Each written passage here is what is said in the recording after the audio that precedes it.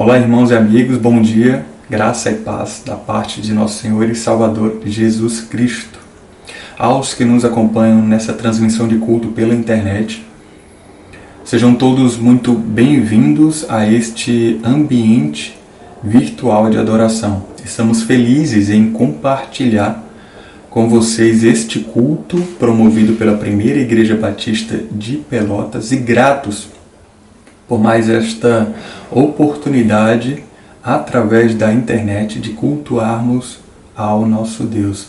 Nosso desejo é que sejamos conduzidos no decorrer deste culto, que só a Ele é devido, e que traga honra e glória ao seu nome e também edificação à sua igreja. Daremos prosseguimento ao culto, fazendo uma oração ao nosso Deus e após uma leitura bíblica. Oremos. Senhor, muito obrigado por este dia, muito obrigado por esta oportunidade que temos de te cultuar, Senhor. Seja com cada participação aqui neste culto, que nós ouçamos a Tua voz, Senhor, que o Senhor possa falar através dos hinos, louvores, da Tua palavra lida, Senhor, e da mensagem bíblica proferida. Seja com cada membro da Tua igreja, Senhor. Em especial te pedimos pelos enfermos, Senhor, que se encontram neste momento, Senhor, possa recuperar suas forças, dá-lhe, Senhor, cura, segundo a Tua vontade. Seja conosco, perdoa as nossas faltas. Em nome de Jesus Cristo, nós oramos. Amém. Bom dia a todos. Texto desta manhã encontra-se no livro de Salmo, de número 106, e os versos de 1 até o verso 5. Diz-nos o seguinte: Louvado seja o Senhor. Deem graças ao Senhor, porque Ele é bom. Seu amor dura para sempre.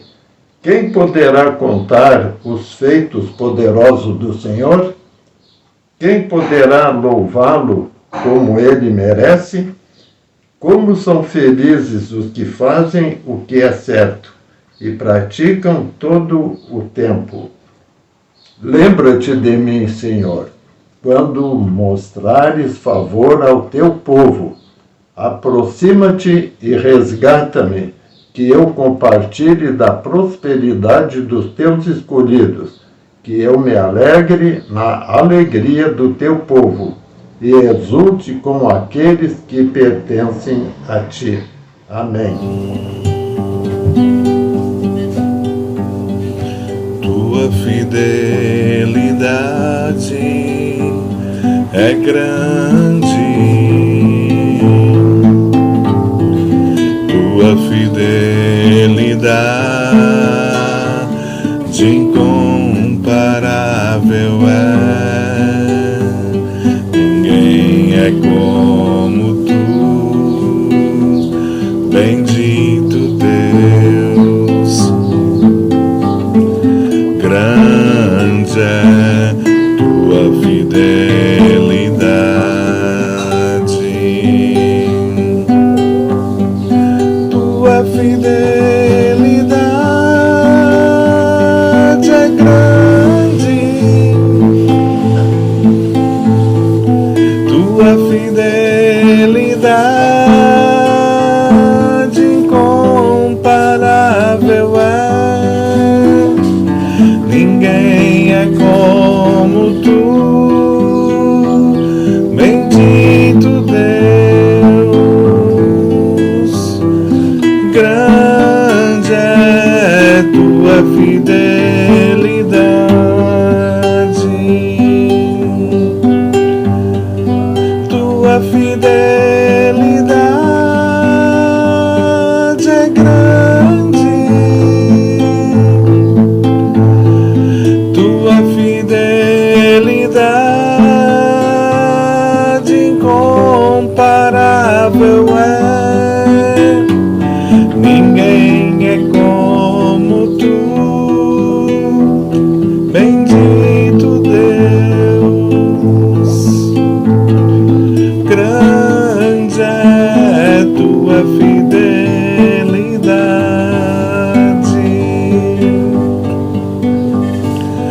grande é tua fidelidade.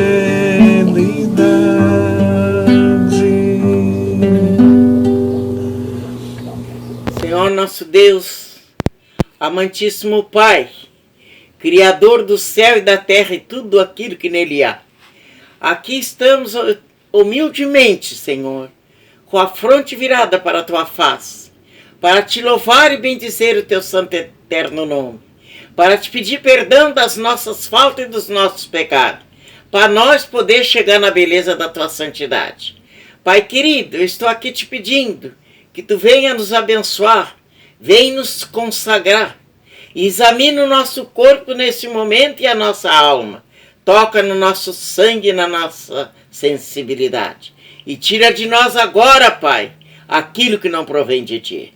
Pai querido, eu quero te pedir nesse momento em favor do pastor Olavo.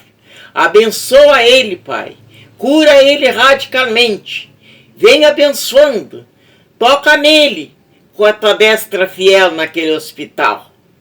Batiza ele no Espírito Santo, que dentro em breve ele esteja estabelecido desta enfermidade. Toma o médico, meu Pai, e o remédio na tua santa divinas mãos, e faz a cura radicalmente no pastor Olavo. Cuida dos enfermeiros que está tratando dele, as enfermeiras, o médico, a direção do hospital. Tu abençoa também todos que estão com Covid. Pai querido, eu quero te pedir nesse momento que tu entra naquele hospital e faz uma obra também. Vai varrendo, meu Pai, vai varrendo daquele hospital tudo aquilo que não te agrada. Santo Deus, dá que todos voltem para ti, que te aceite como o único salvador da sua alma, porque, Pai, a gente sente que tu está voltando. Tu és o príncipe da paz, a única esperança e a solução da nossa vida. Por isso que nós confiamos no teu poder, por isso que nós confiamos na tua graça, e nós confiamos que só Jesus Cristo salva e não tem outros deuses adiante de ti. Pai querido, eu quero te pedir neste momento que tu abençoe todos os pastores pela face da terra, que pregam o teu evangelho santo com sinceridade. Por isso que neste momento eu quero te pedir, entra na vida de cada pastor e faz uma obra, da família deles e faz uma obra. Querido Jesus, eu quero te pedir neste momento que tu vai varrendo, livrando eles dessa doença maldita. Atira essa doença no inferno, Pai, ou no fundo do mar, aonde não habite ninguém. Cuida dos pescadores no fundo do mar, que trabalham. Cuida dos cafandistas, dos faroleiros. Também eu te peço, Senhor, que tu abençoe, que eles necessitam da tua graça. Pai amado, agora eu quero te pedir, entra na nossa igreja, no culto, esse culto de domingo, possa ser agraciado por ti. Eu quero te pedir neste momento que tu entre na igreja, abençoa a família da fé. Abençoa todos, desde o maior até o menor. Pai amado, eu quero te pedir, na nossa igreja, toca nos diáconos, desde o maior até o menor. Toca nas pessoas que chegam ali para ouvir o teu evangelho santo, ouvir a tua palavra. Vem abençoando, Pai. Coloca os teus anjos nos quatro cantos da nossa igreja. Coloca na sala dos corações e dos pensamentos. Toca na sensibilidade de cada um. Entra na nossa igreja batista e faz uma obra. Tu és o dono da igreja. Tu és o príncipe da paz e a única esperança. E a solução da nossa vida. Por isso eu entrego também os visitantes, os membros da igreja, na tua santa divinas mãos. Cuida da nossa igreja. Desmascara o Satanás. Que a nossa igreja não venha fechar nunca por causa desse Covid maldito. Que a porta que tu abre, o homem não fecha. A porta que tu fecha, o homem não abre. Por isso eu quero te pedir neste momento que tu venha abençoar a nossa igreja. Que ela cresça para a honra e glória do teu santo e eterno nome. Pai querido, agora eu quero te pedir uma bênção especial. Toca no Aminadab, toca na sua esposa, toca na sua filhinha. Venha abençoar a Elice. Pai querido, eu quero te pedir neste momento pela minha vida, pelos meus filhos. Venha abençoar.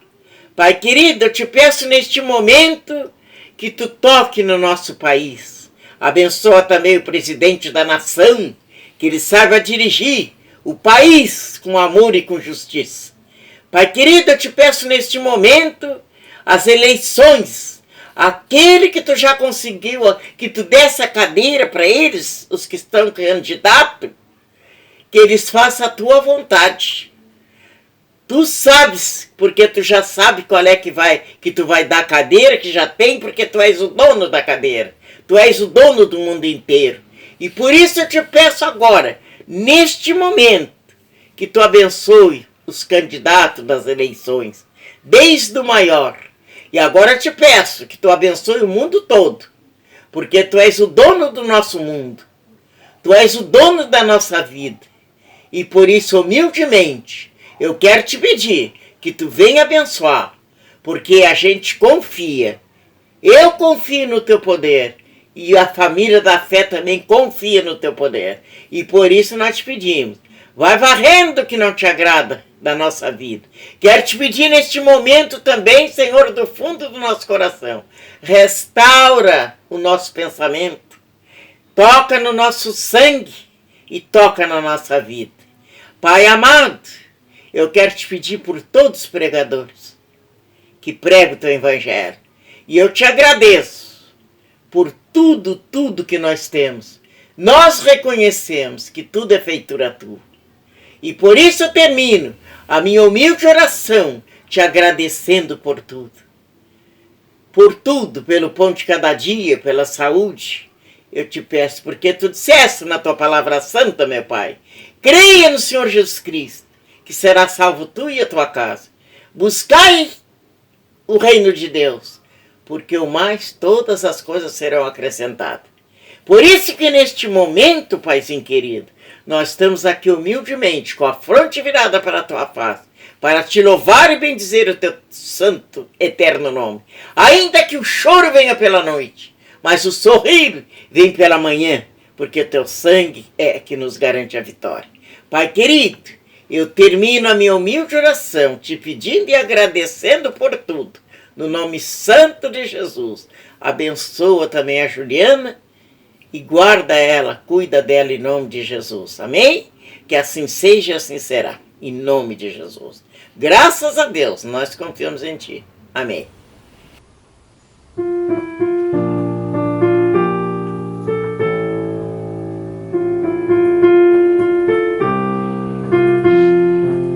Quem somos nós neste mundo aqui? E qual padrão temos a seguir? Nós somos servos do eterno Deus, que por sua graça nos escolheu. Soldados somos do bom Senhor, que por sua graça nos alistou. Um bom soldado então será quem busca ao Mestre sempre agradar.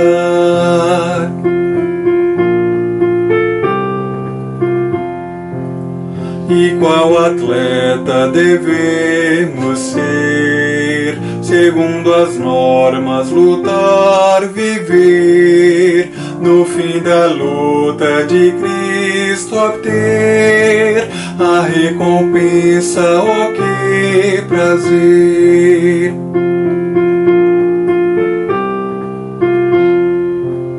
O lavrador em seu labutar paciente espera o frutificar. Assim devemos servir então, com esperança e em oração. Fiéis sejamos a Jesus, idôneos para transmitir sua luz. Devemos, pois, nos fortificar na graça que em Cristo há. Fiéis sejamos a Jesus, idôneos para transmitir sua luz. Devemos, pois, nos fortificar na graça que em Cristo há. Um ótimo dia a você que nos acompanha hoje nas nossas redes sociais, que está participando juntamente conosco através desse culto online. Agradeço a sua presença, agradeço a sua conexão juntamente conosco. Este é o momento que nós dedicamos a compartilhar ensinos da Palavra de Deus. E caso você esteja com a sua Bíblia em mãos, ou caso você tenha o acesso à sua Bíblia de forma digital, eu gostaria que você acompanhasse juntamente comigo o texto que se encontra no livro de Apocalipse. Apocalipse é bem fácil de achar, é o último livro da Bíblia.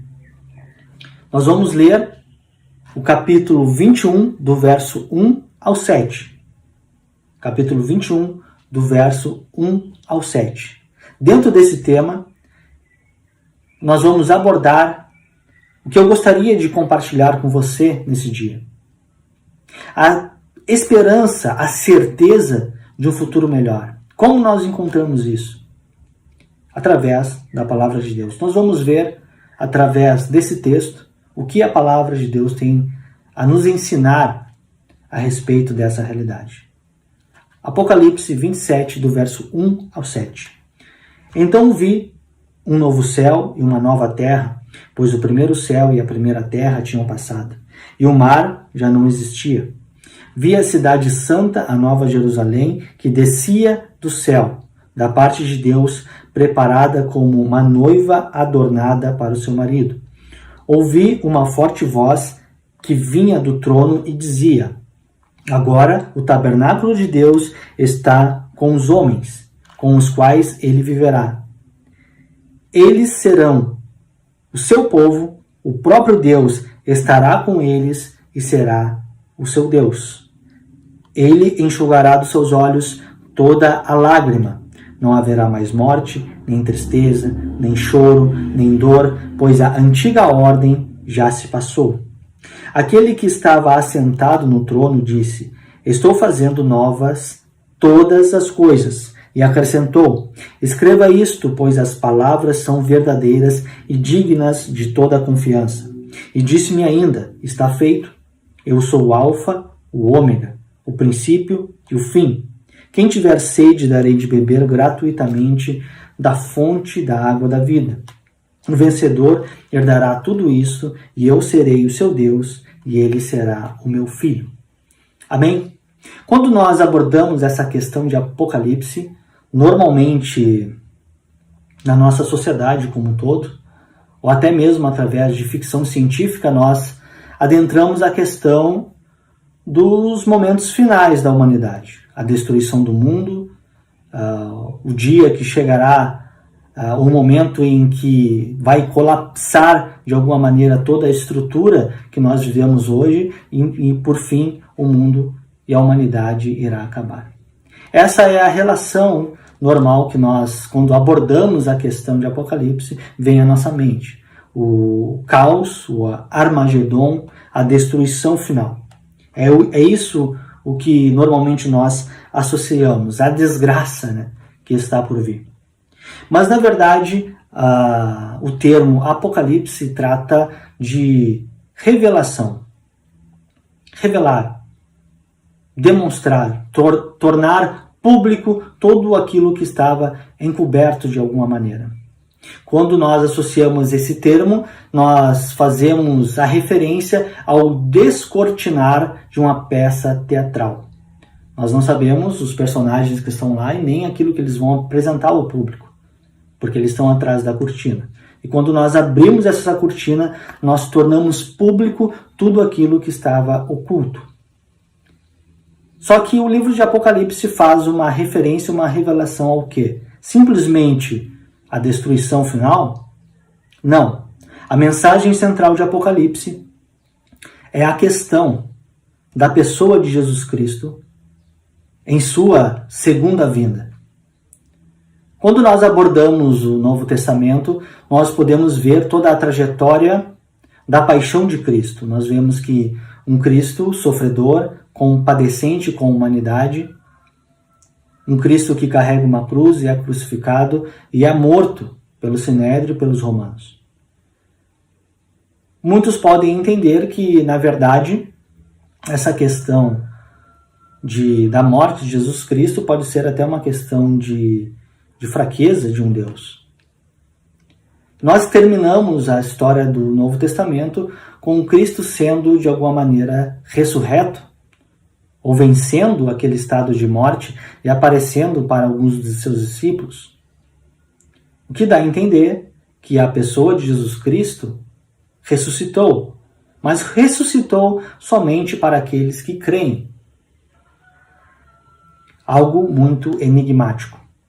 Quando nós abordamos o livro de Apocalipse traz uma revelação além do que os evangelhos nos trazem.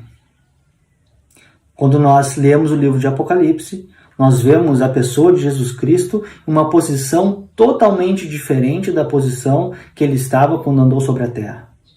Nós vemos um Cristo exaltado, nós vemos um Cristo poderoso, nós vemos um Cristo ressurreto, com um cetro de juízo nas suas mãos, demonstrando que agora quem dá as ordens, ou quem sempre deu, mas agora demonstrando que ele tem todo o poder sobre as suas mãos e ele será o juiz, ou já é o juiz de toda a terra. E vai chegar o momento que ele há de colocar os pontos nos is, vamos dizer assim, de revelar toda a sua intenção. O livro da revelação de Apocalipse nos traz esse Cristo vitorioso. Sobre o quê? Vitorioso sobre a morte, vitorioso sobre as potestades, sobre toda a complexidade do mundo maligno e espiritual,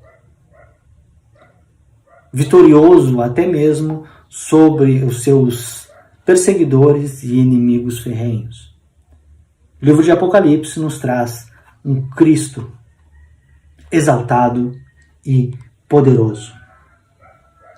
Muitos estudiosos dizem que a questão da revelação de João pode ser associada como se ele tivesse uma visão, um sonho. João teve um sonho revelador das coisas que Jesus Cristo queria demonstrar a ele. Outros fazem uma concepção um pouco mais pertinente, vamos dizer assim. Eles tratam a questão da revelação dada ao apóstolo João na ilha de Patmos, não simplesmente uma revelação, mas algo sobrenatural e místico. Que o apóstolo João, na verdade, foi transportado ao futuro, onde as questões de Apocalipse foram totalmente concretizadas. O apóstolo João, ele não tem simplesmente uma visão. Ele vê com seus próprios olhos aquilo que aconteceria no momento oportuno dos fatos apocalípticos. Dentro de qualquer abordagem que nós podemos fazer, de qualquer interpretação, forma de interpretação que nós podemos usar, nós vemos que a questão de Apocalipse não é uma utopia, não é algo simplesmente imaginável, ou não se trata apenas de uma história contada. Para nós que cremos, a questão de Apocalipse são fatos concretos, ou seja, a humanidade está caminhando a passos largos para esse dia que Jesus Cristo vai se revelar novamente, pessoalmente, a toda a humanidade. Só que dessa vez, não para trazer a graça, dessa vez para trazer o juízo a toda a humanidade. Então nós vemos que, nesse sentido, o livro de Apocalipse são as verdades reveladas de fatos concretos. Algo que está à nossa espera. E como o livro de Apocalipse trata de questões de revelações futuras, nós podemos fazer essa associação à nossa vida. Quando nós, no nosso presente, olhamos para o futuro, muitas vezes nós sentimos receio. Muitas vezes o medo pode tomar conta do nosso coração. Ainda mais nesse momento que nós vivemos como sociedade, um momento de pandemia mundial. Um momento onde um vírus está solto e que ninguém tem controle sobre esse vírus e que não há nada eficaz que possa nos prevenir dessa enfermidade que tem levado à morte inúmeras pessoas. Algo trágico, algo desesperador muitas das vezes, algo sufocante, algo preocupante. E todo esse contexto que nós vivemos hoje, muitas vezes ao olhar para o futuro, quem sabe nos falta esperança. E é isso que tem acontecido na vida de muitas pessoas.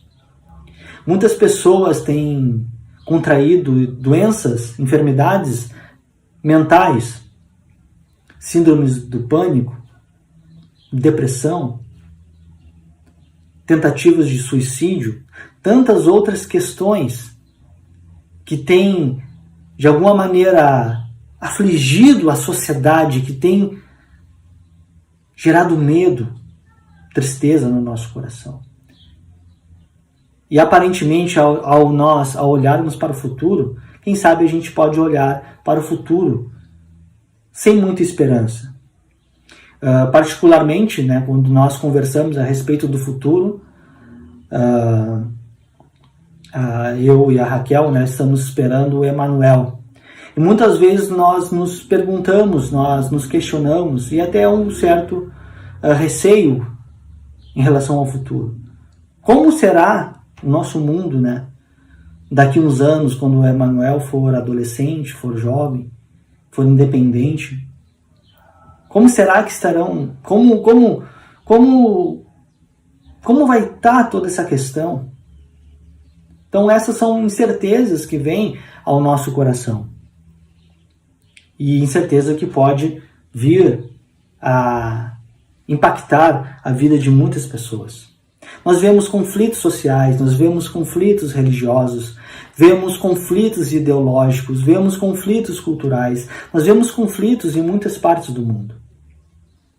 Existem hoje programas televisivos, jornalísticos, que são especializados e focados somente em trazer a morte, a tristeza para dentro dos nossos lares.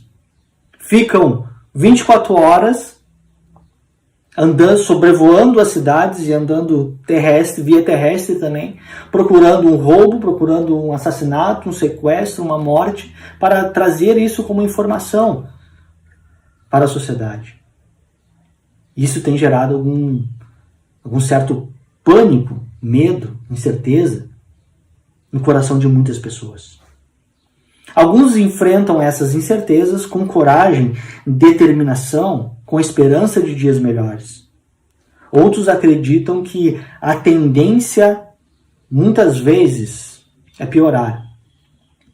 E com isso, deixam de sonhar, deixam de produzir, ficam totalmente paralisados pelo medo daquilo que está por vir.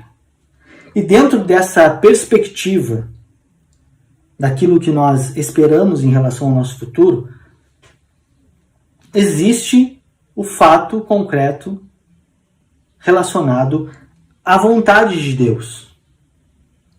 A questão da vontade de Deus. O que Deus definiu já está definido. E assim, ao olharmos para Apocalipse, nós podemos ver essa constatação friamente. O que ele planejou, mais cedo ou mais tarde, vai se cumprir, independente de que eu, Gabriel, aceite ou não, concorde ou não, creia ou não, o que Deus determinou vai se cumprir, ou já está se cumprindo na perspectiva de muitos. As revelações de Apocalipse nos trazem a certeza que o futuro já está determinado, e é só questão de tempo para todos esses fatos se concretizarem. Por esse motivo, todos os nossos sonhos, as nossas vidas como seres humanos, devem estar alinhados aquilo que é a vontade de Deus para as nossas vidas, para que a gente não corra o risco de, ao chegar ao final das nossas vidas, nós percebermos de alguma certa maneira que tudo aquilo que nós nos dedicamos a nossa vida toda não valeu em nada. Não valeu em nada. Então, as nossas construções pessoais, os nossos sonhos, nossas metas, nossos objetivos, devem estar alinhados também com as vontades de Deus. Por quê? Porque existem questões da vontade de Deus que não há o que fazer. Já está determinado. Então cabe a nós trilharmos esse caminho juntamente com Deus, à espera daquilo que é o melhor para nós. À espera de um futuro melhor para cada um de nós. Independente de tudo aquilo que nós fazemos hoje, de todas os nossos afazeres, dependente de todas essas questões. Deus já tem planos determinados para o mundo e para a sociedade como um todo. E nós temos que estar atentos a essas questões. Atentos. Mas olhando para uma perspectiva de futuro, daquilo que a palavra de Deus tem a nos trazer, a esperança de um futuro melhor, a certeza de um futuro melhor, eu gostaria de estar compartilhando com você nesse momento 3 razões para acreditar em um futuro melhor, de acordo com a palavra de Deus. A primeira razão se encontra no versículo 1. Então vi novo céu e nova terra, pois o primeiro céu e a primeira terra já haviam passado. A primeira questão é: existe um mundo inimaginável à nossa espera, à espera de todo aquele que crê. João descreve e diz que ele tem uma visão de um novo mundo, uma nova ordem, uma nova estrutura que nós não sabemos qual é. Um novo mundo criado por Deus. E esse novo mundo, nós podemos entender que não é uma restauração do mundo que nós estamos vivendo hoje. Não é o mundo que nós estamos vivendo de alguma maneira melhorado, renovado. João diz que vê um mundo totalmente novo. Ou seja, Deus criou algo que nós não vemos, que nós não sabemos como é, daquilo que não existia. Deus criou algo totalmente novo. A palavra grega kainos significa em sua forma literal algo inédito. Algo inédito. Um futuro inédito, um mundo inédito para todo aquele que crê. Por isso que nós temos que criar no nosso coração a certeza de um futuro melhor. Porque coisas totalmente inovadoras estão à nossa espera. Coisas totalmente reveladoras da parte de Deus. Um novo mundo, uma nova realidade. Somente Deus tem o poder de criar algo totalmente novo. Os que confiam em Deus entram em um plano de vida totalmente inovador que esse mundo não pode nos oferecer. Uma realidade que olho algum viu, que ouvido jamais ouviu. Algo sem precedentes em toda a humanidade. Uma realidade que ninguém jamais viveu, tocou, sentiu, imaginou em sua plenitude. Um novo mundo, uma nova ordem, uma nova realidade de existência, que se torna infinitamente superior, perfeita e melhor do que a realidade que nós já conhecemos. Somente Deus tem essa capacidade de criar algo totalmente novo. O ser humano ele não cria nada, ele transforma. Tudo o que ele faz, ele precisa de uma matéria pré-existente para fazer acontecer. Deus não. Deus pode criar do nada algo totalmente novo. Mas para nós entrarmos nessa realidade de um mundo inimaginável, existe um grande gargalo, vamos dizer assim, um grande agravante, que é crer que é crer nessa realidade. O ser humano tem a tendência de acreditar somente naquilo que está na frente dos seus olhos e tem a tendência a desconfiar de tudo aquilo que ele não vê e tudo aquilo que ele não pode constatar cientificamente, vamos assim dizer. Confiar de todo o coração que uma nova realidade existe é o nosso desafio como humanidade, como ser humano. Se nós vamos partir do pensamento lógico, se nós pararmos para analisar a nossa vida, a história da humanidade, tudo que nós vemos hoje é meio complexo, mas de alguma forma não existe. Por quê? Como não existe? Vocês estão me assistindo hoje, certamente daqui a alguns anos, centenas de anos, espero eu não estarei mais vivo. E o meu corpo vai se deteriorar. E com o tempo ele vai deixar de existir completamente. Assim é com tudo aquilo que nós conhecemos no nosso mundo real. O mundo é passageiro. Todas essas coisas que nós vemos ou temos vão ficar para trás. Nada do que está aqui é eterno. E se nós vamos parar para pensar na realidade do mundo inimaginável, um mundo novo criado por Deus, aquela é a realidade que verdadeiramente existe, mesmo que os nossos olhos não consigam enxergar. Por quê? Porque as realidades descritas no futuro são realidades eternas. Ou seja, pode até ter um início, mas jamais vai ter um fim. Então essa é a realidade verdadeira para as nossas vidas. Verdadeira para as nossas vidas. Através da nossa fé limitada, nós julgamos que essa vida que nós temos aqui é a nossa única chance. Única chance de viver, única chance de ser feliz, única chance de amar, única oportunidade que nós temos de sentir, de sonhar, de viver. Nós julgamos que essa vida é a nossa única chance. Invertemos as prioridades. Nós tratamos as coisas efêmeras, passageiras, como coisas eternas e sabemos que não são. No fundo do nosso coração, nós sabemos que tudo vai passar. Nós agarramos esse presente transitório e passageiro como fosse coisas eternas.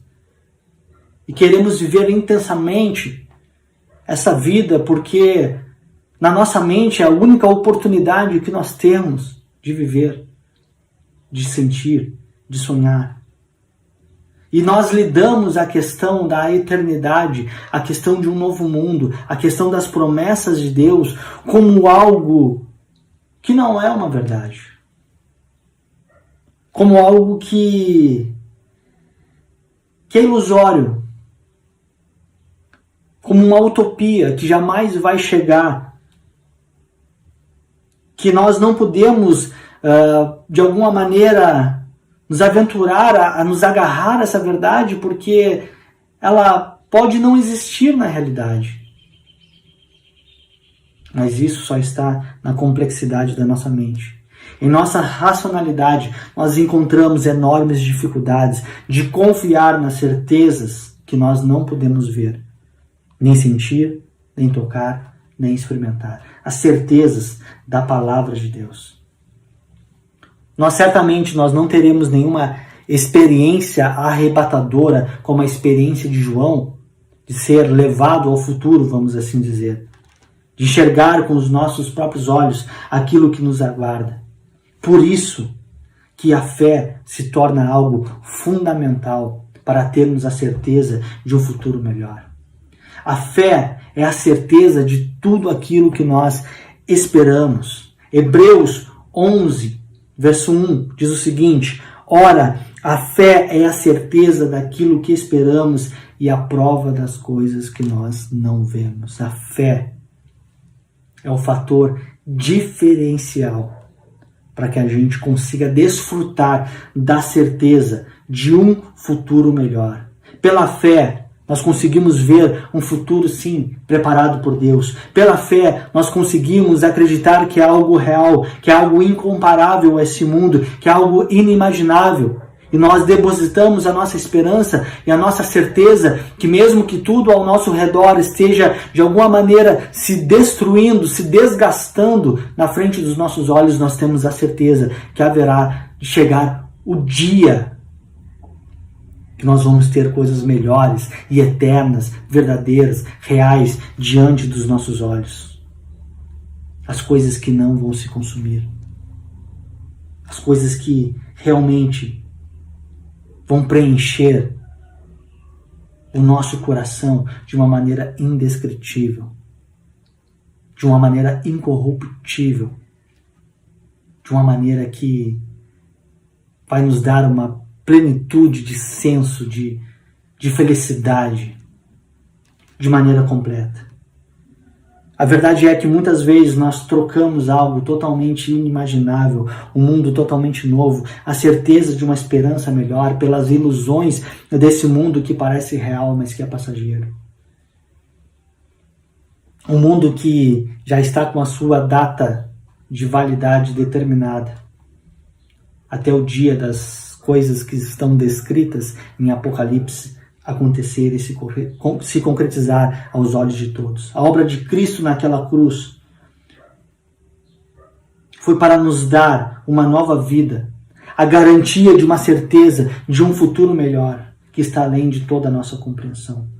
Cristo não morreu em vão. Cristo morreu para preencher o nosso coração com a esperança que Ele está em um lugar melhor, que está à nossa espera. Que Ele está preparando algo melhor para todo aquele que crê que Ele ressuscitou dentre os mortos. Que Ele ressuscitou dentre os mortos. Nós devemos desejar ardentemente essa realidade nas nossas vidas. Nós devemos confiar o nosso coração na certeza que Deus sim está preparando algo melhor, infinitamente melhor do que esse mundo que os nossos olhos podem enxergar. É óbvio que nós temos que viver nessa vida, temos que ser responsáveis e Deus espera isso de mim, espera isso de você. Devemos sonhar, devemos planejar, devemos construir as nossas vidas de uma maneira responsável a fim de dar um bom testemunho para a sociedade. Devemos sim buscar uma melhor qualidade de vida, é óbvio. É óbvio. E isso é a vontade de Deus para as nossas vidas. Mas não é a vontade de Deus fazer com que essas coisas perpetuem no nosso coração de uma maneira integral, sem olhar para aquilo que está à nossa espera. Nós temos que viver, temos que sonhar, mas com os nossos olhos fixos naquilo que está à nossa espera, no reino dos céus, pois lá está a verdadeira felicidade. Lá está a vida completa, lá reside a nossa verdadeira existência eterna. Não troque a certeza de um futuro melhor pela brevidade dessa vida. C.S. Lewis diz o seguinte: se descubro em mim mesmo um desejo que nenhuma experiência desse mundo pode satisfazer, a explicação mais provável é que fui feito para o outro mundo. Fomos feitos para o céu. O mundo é temporário, é transitório, ele não passa de um suspiro. Estamos com saudades, de certa forma, de um lugar de onde nunca estivemos. Se eu encontro no meu coração desejos que nada nesse mundo pode satisfazer, a única conclusão que eu posso chegar é que eu não fui feito para este lugar. Existe um lugar melhor, um mundo inimaginável à nossa espera. A segunda razão que nós temos para acreditar em um futuro melhor se encontra dentro do versículo 3. E ouvi uma forte voz que procedia do trono e declarava: eis que o tabernáculo de Deus agora está entre os homens, com os quais ele habitará. Eles serão o seu povo, e o próprio Deus viverá com eles e será o seu Deus. Segunda razão para acreditar em um futuro melhor, que viveremos para sempre na presença do nosso Deus. Esse trecho revela o motivo do plano de Deus, o motivo do plano de Deus para a humanidade. Mesmo o homem sendo pecador, contrário à vontade de Deus, dedicadamente querer ter uma vida longe dos padrões de Deus e da presença de Deus, se rebelar totalmente contra a vontade de Deus e não desejar de nenhuma forma em seu coração dar glórias ao seu Criador, nós vemos em toda a Bíblia um Deus misericordioso, paciente, que demonstra que deseja que o homem volte à sua presença novamente. Ao longo de toda a história da humanidade, nós vemos Deus se manifestando ao homem de forma voluntária. Deus deseja que o homem retorne à sua presença. Deus deseja que o homem viva diante da sua presença. E Ele é capaz de pagar qualquer preço para que isso aconteça. Até mesmo entregar-se a si mesmo na pessoa do sacrifício voluntário da pessoa de Jesus Cristo. O tabernáculo, no Antigo Testamento, representava a presença espiritual de Deus entre o povo, ou no meio do povo. A Shekinah, a glória de Deus entre a sua nação. A vida dos profetas revela que existe a voz de Deus entre o povo. E o auge da presença de Deus entre os homens foi através da pessoa de Jesus Cristo. Quem via a pessoa de Jesus Cristo via a imagem perfeita do Pai. A sua máxima revelação para toda a humanidade até os dias de hoje se encontra na vida do Filho, representando o Pai. Deus sempre desejou ter uma vida de intimidade com seus filhos e um relacionamento próximo, simplesmente por amar aquilo que Ele criou. Mas o homem, infelizmente, pelo seu pecado, pela sua corrupção, ele tem a aversão à presença de Deus. Tudo que Deus gostaria que ele fizesse, ele faz o contrário. Ele se tornou um ser totalmente corruptível. E todas as moradas que de alguma maneira Deus fez até hoje no meio do seu povo, de Abraão, a pessoa de Jesus Cristo, foram moradas passageiras, contidas de alguma maneira e limitadas. Porque a nossa mortalidade, a nossa corrupção, jamais poderiam suportar o peso da glória de Deus e nós automaticamente seríamos destruídos pela sua santidade, pela glória da sua santidade. Mas hoje nós sabemos que Deus habita de forma espiritual na vida daqueles que creem e na vida da sua igreja. Mas o plano de Deus e de toda a redenção é acabar com toda essa contenção, de alguma maneira, da sua glória. É estar entre os seus filhos de uma forma integral, de uma forma sem obstáculos. É revelar a face de quem Ele é para quem crê nele. É o privilégio de habitar na presença de Deus de uma forma definitiva e de uma forma integral. Todas as promessas feitas, primeiro a Abraão, renovadas em Moisés e concretizadas na pessoa de Jesus Cristo, serão finalmente exauridas e desfrutadas plenamente neste novo mundo. As promessas que existe algo melhor à nossa espera.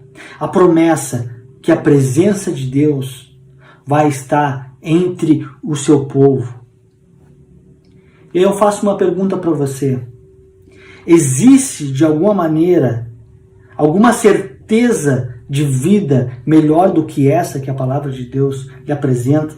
Existe uma conquista pessoal que você possa ter nessa vida maior do que esta, que é estar na presença de Deus de uma maneira íntima, de uma união verdadeira com Deus, sem nenhum tipo de impedimento, sem nenhum tipo de constrangimento. Existe algo que a gente possa fazer nesse mundo que seja maior do que essa realidade? Imagine habitar eternamente na presença de Deus, nas mais altas esferas da sua glória, em sua plenitude de ser. Não existe nenhuma conquista humana maior do que isto.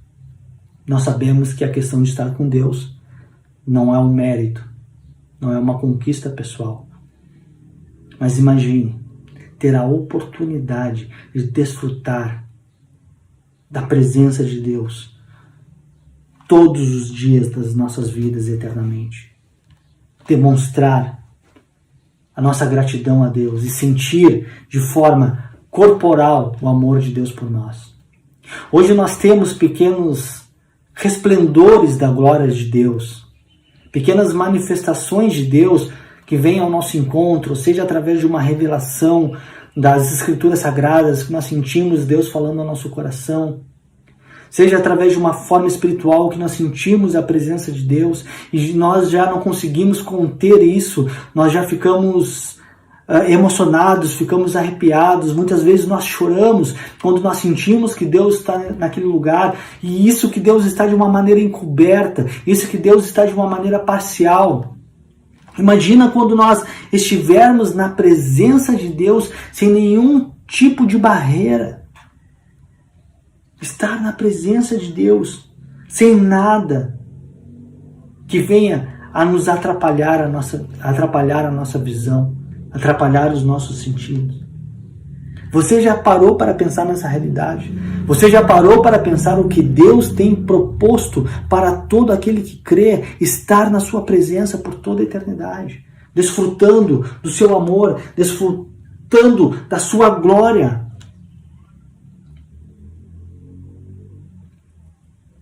A certeza de um futuro melhor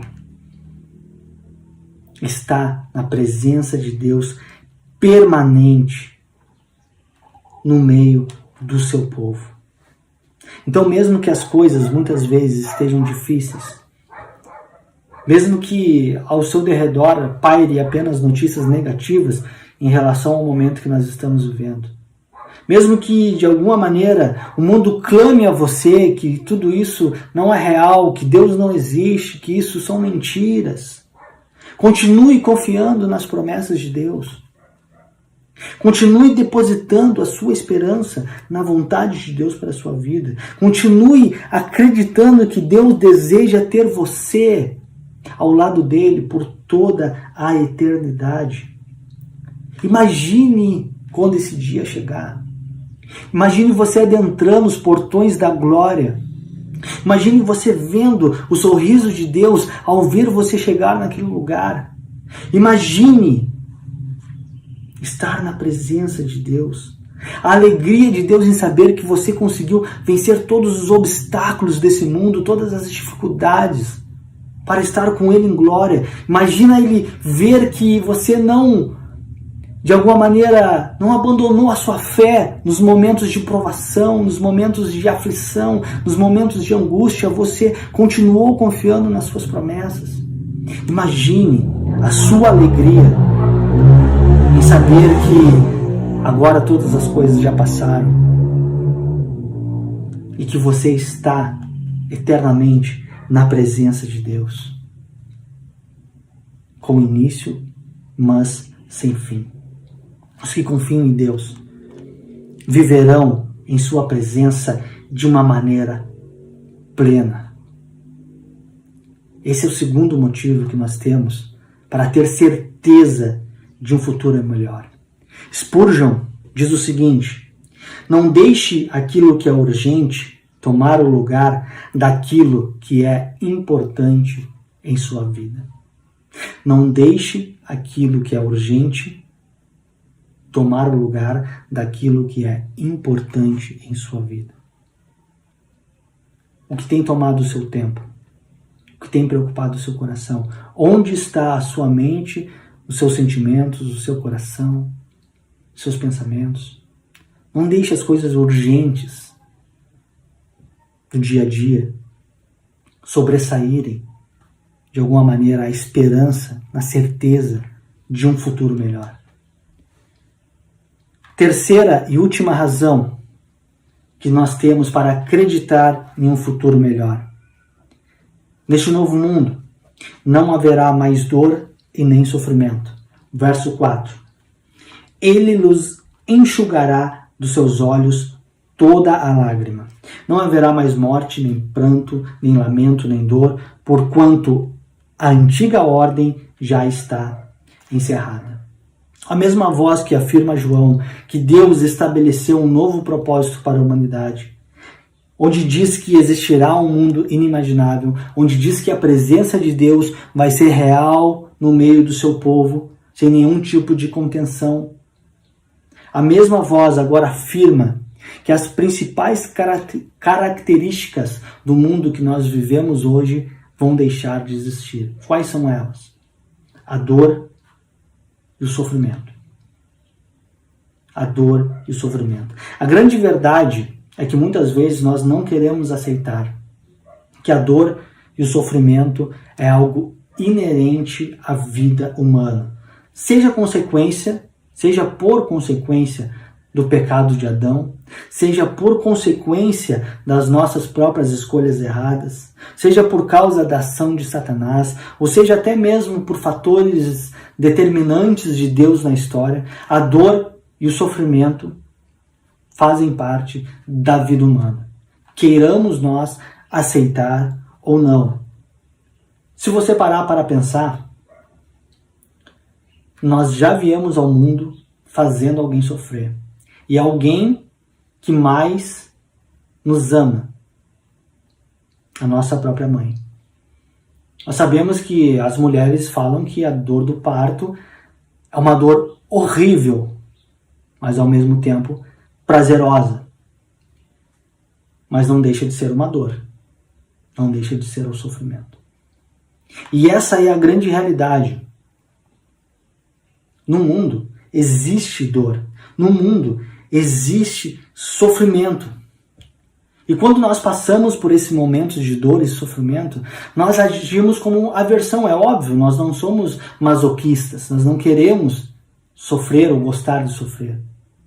Mas nós tratamos como se fosse um intruso nas nossas vidas, como se fosse algo que não fizesse parte, algo anormal, algo que nós não deveríamos estar passando.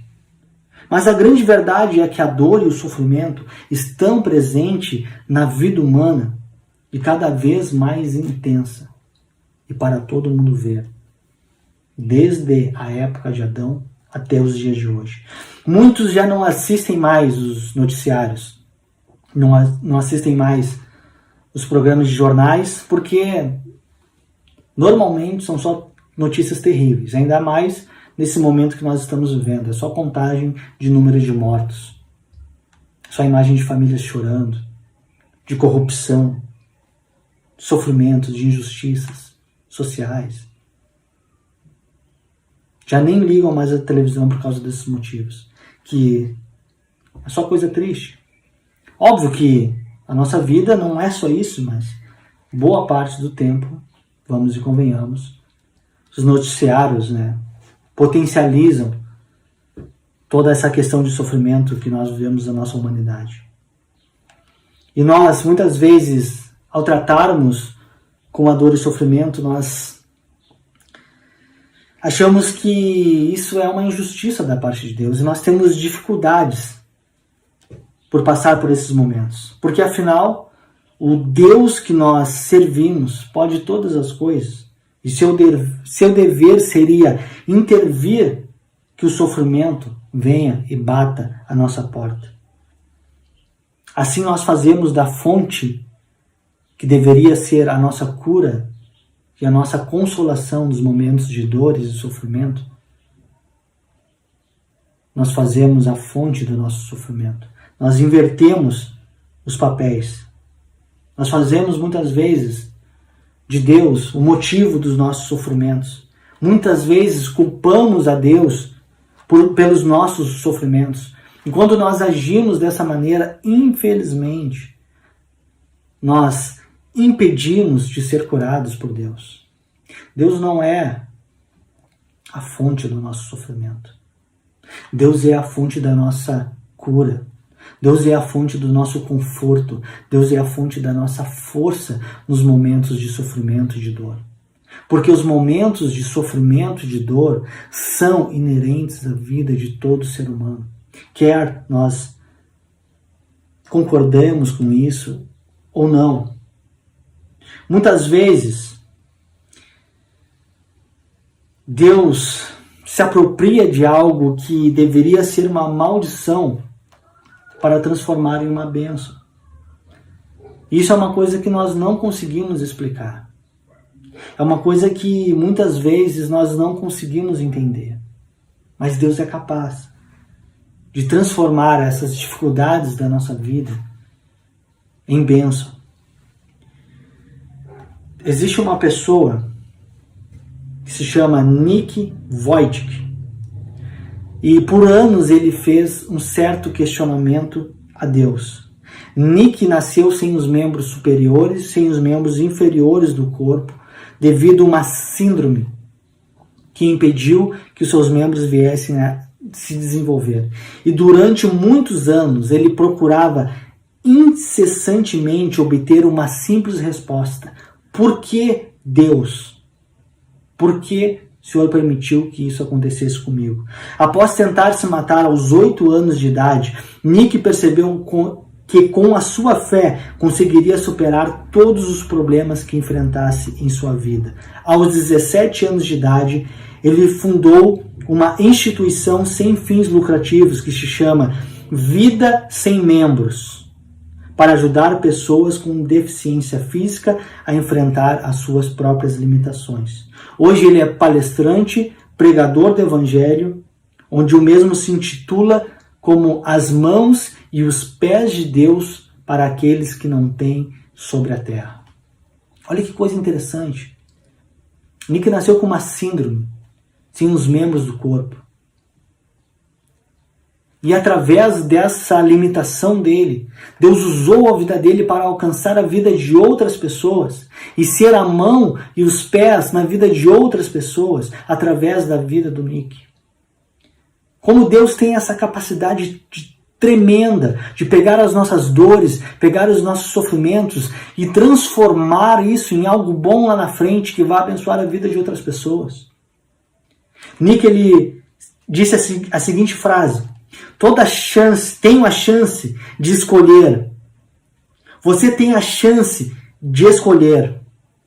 Nós podemos optar por ser indivíduos que dão importância apenas às decepções e insistem em enfatizar os sofrimentos e as deficiências. Ou podemos decidir ser pessoas amargas, raivosas e tristes. Mas também, pelo contrário, nós podemos, quando tivermos que encarar os períodos difíceis e lidar com as pessoas daninhas, podemos optar por aprender com a experiência e seguir em frente. Foi ele que escreveu isso. Nós podemos pegar os nossos momentos de dor, de sofrimento, e ficar ali remoendo aquilo ali, sofrendo, nos tornando cada vez mais amargos, mais decepcionados, culpando a Deus e a todo mundo pelo nosso sofrimento e parar de viver de alguma certa forma. Ou nós podemos pegar todas essas experiências negativas, encarar os períodos difíceis, lidar com todas essas circunstâncias e aprender com elas e transformar em algo que venha abençoar a vida de outras pessoas. A dor e o sofrimento é algo inerente à vida humana. É algo presente na vida de a grande maioria das pessoas. Só que nós podemos transformar isso em bênção. Deus pode transformar isso em bênção. Deus pode transformar em algo abençoador para a vida de outras pessoas. Muitas lições, infelizmente, nós aprendemos somente com a dor. E muitas ações surgem somente através do sofrimento. Através da dor, muitas imperfeições são purificadas, que pode ser purificada somente através do fogo da provação. A grande realidade é que as lágrimas acompanham a história da humanidade desde a época de Adão. E a humanidade não se conforma com ela por milhares de anos, por centenas de anos. Muitas vezes o choro vem pelas tristezas, pelos ideais perdidos, pelos sonhos que nós temos frustrados, pelas vitórias não conquistadas. As lágrimas são a expressão clara da nossa fraqueza, da nossa limitação, do nosso desespero, das nossas crises, das nossas perversidades, dos nossos pecados, das nossas consequências, a consequência das nossas escolhas erradas. Desejamos que Deus arranque toda essa dor e esse sofrimento do nosso meio de uma maneira sobrenatural. Queremos viver em um mundo que não nos faça sofrer. Queremos parar de chorar. Queremos um mundo melhor, onde a realidade da dor e do sofrimento sejam extintas. Esse é o desejo da nossa alma, esse é o anseio do nosso coração. É como se a nossa alma, de alguma maneira, soubesse das coisas que estão por vir e nos fizessem clamar por isso, mas nós não conseguimos entender que esse novo mundo sem dor, que esse novo mundo sem sofrimento, não é aqui. Que existe a certeza de um mundo melhor à nossa espera, mas não é aqui. E a nossa alma clama por essa verdade. Esse mundo sem dor, que nós tanto queremos, tanto sonhamos, esse mundo sem sofrimentos, sem mazelas, que de alguma maneira nós ansiamos dentro do nosso coração, já existe. Já existe e está à espera de todo aquele que crê, todo aquele que tenha confiança que isso é uma realidade. Só nos resta esperar e confiar nessa nova terra onde não existe dor, onde não existe sofrimento, e que todos os nossos sofrimentos que nós passamos aqui vão ser consolados pela presença do próprio Deus, e nós vamos nos esquecer para sempre dessas realidades. No novo mundo de Deus, tudo ficará para trás, inclusive as nossas dores, lágrimas, sofrimentos. Inclusive esse mundo corrompido pelo pecado. Tudo se fará novo. Tudo será transformado pelo nosso Deus. Uma nova realidade está à espera de todo aquele que crê nas promessas de Deus. Todo aquele que crê que essa realidade descrita no livro de Apocalipse é uma realidade concreta, que só está à espera do momento da sua revelação final, da sua concretização para o mundo. A certeza de um futuro melhor. Sabemos que nós não vivemos tempos muito esperançosos, mas nós podemos criar essa esperança no nosso coração, porque a palavra de Deus nos afirma essa verdade. Nos afirma que Deus está fazendo um mundo totalmente novo à nossa espera, ou esse mundo já está pronto. Que a presença de Deus será real e permanente por todos os dias das nossas vidas. E que nesse novo mundo não haverá mais a dor, não haverá mais o sofrimento. Viveremos em constante felicidade, alegria na presença do nosso Deus. Então que você possa nutrir essa verdade no seu coração, que você possa ter a certeza de um futuro melhor à sua espera. Que Deus te abençoe, que você tenha um dia abençoado. Muito obrigado pela sua paciência até esse momento, que Deus possa falar profundamente ao seu coração.